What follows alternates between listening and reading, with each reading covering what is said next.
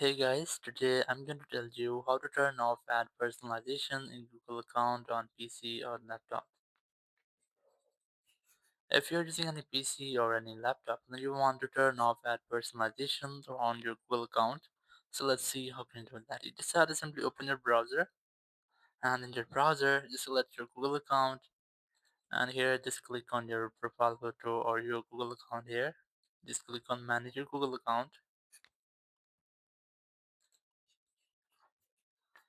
And here you just have to click on data and personalization or data and privacy.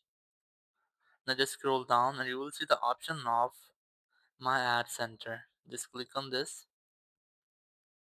and here you will see the option of personalized ads. You just have to click on this on option here and then scroll down and then click on turn off.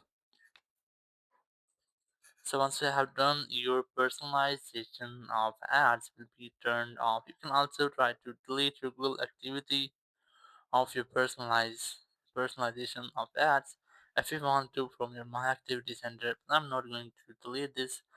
I have just turned off my personalization ads. If you want to turn it on again, just click on this turn on option and it will be turned on. So in this way you can easily turn off or on your personalization of ads in your Google account.